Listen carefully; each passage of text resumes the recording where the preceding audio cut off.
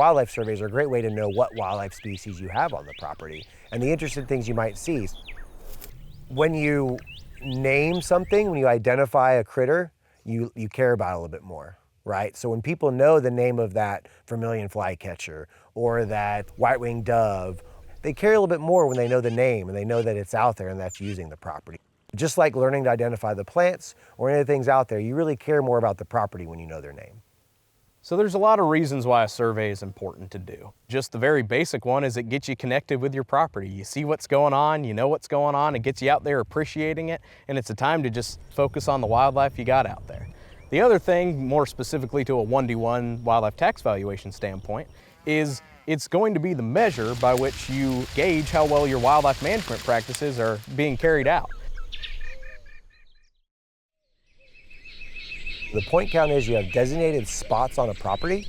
So I go to that designated spot in the morning at sunrise, and I will be there for, I like to do 10 minutes, but the protocol is usually 5 minutes. And I identify every bird that I hear and see, and I write that down and I keep a tally of that. And I do that at least 3 times, preferably 5 times during that breeding season, which is generally from about April through June. You can also use transects where you're walking along at the same time that you're doing that. You can also put out new things called ARUs, which are autonomous recording units that do all the listening for you. Or you can use an app on your phone like Merlin. There's a lot of different ways to count birds.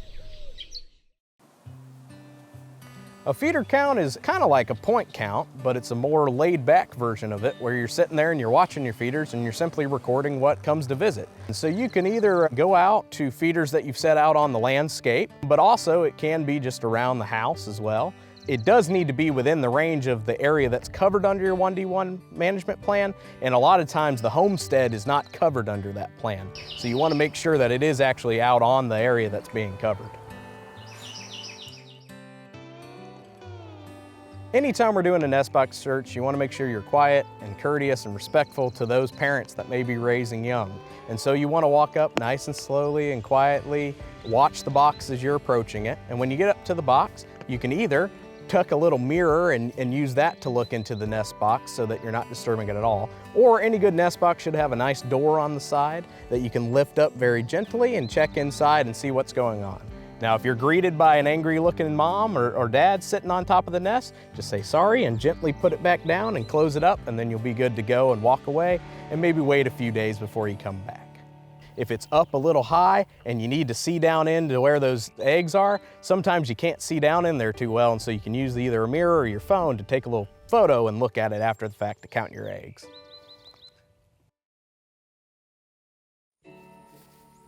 A camera survey is a more passive way of counting wildlife, and so if you're going to want to take a game camera that's going to be motion activated with infrared LEDs on it so it can take photos during the day and at night, and you're going to put it out on a feeder, on a water source, or a game trail where you know that wildlife is going to be concentrated into.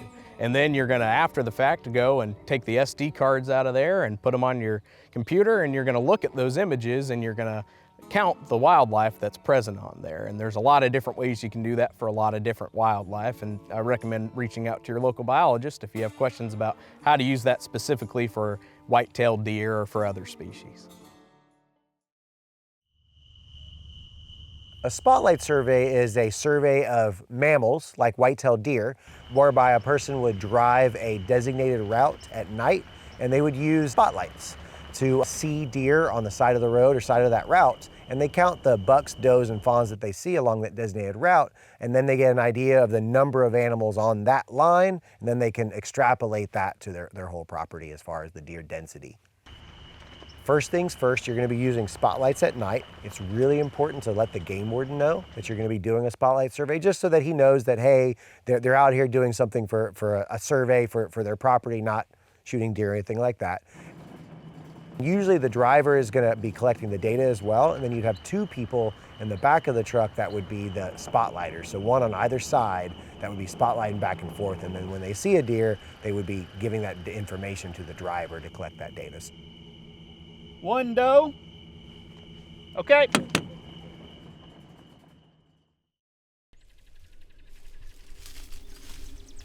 A stand count is another method of counting and evaluating species of mammals like white-tailed deer, where a landowner or a person would sit in a blind at a designated area, usually with a feeder nearby, and they would sit for a specific amount of time and count the number of deer that they see, bucks, does, fawns, things like that.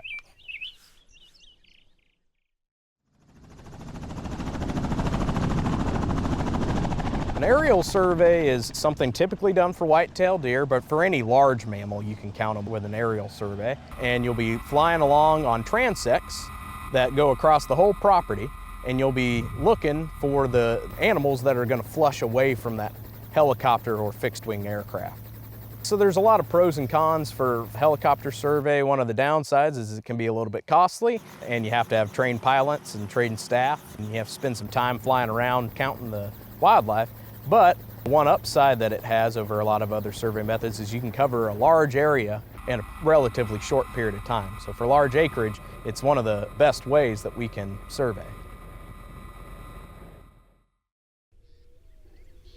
Harvest data is great. If you already have the animal in hand and you're already out there doing a hunting operation, well then it's a very easy opportunity where you're already working them up to take some data. And so some data that we're looking for is the sex of the animal, the size of the animal, so the weight, and any characteristics you might be interested in, like the spread of the deer or the length of the main beam, the basal circumference, or you can even do a full-blown Boone and Crockett score if you're really motivated. A browse utilization survey is a really neat survey form that I actually like a lot. You're going to go out during the winter. Usually you want to get some people that know what they're doing to help you out with this one, because you need to know your brush species when they don't have any leaves on them. And you're going to look at the stems from the last year's growth, and you're going to see how many of them have been nibbled on by deer. And we break browse species, woody species, into 3 classifications for deer of first choice, second choice, and third choice. So based on how it falls in that classification on how much they like it and how much they're eating it, you can get a good idea of the relative abundance and density of deer in that pasture. It's not going to give you an exact number of how many deer are out in a pasture, but it'll give you a good idea of how hard they're hitting the resources that are out there. You know, you collect all this data and it just sits there and you got to figure out what to do with it. And so one method is, depending on your appraisal district, they may be expecting an annual report. And if you have an annual report, well then you put all that data in there and you report it to the tax appraisal district and show them the really good wildlife work you're doing and the results of all that wildlife work.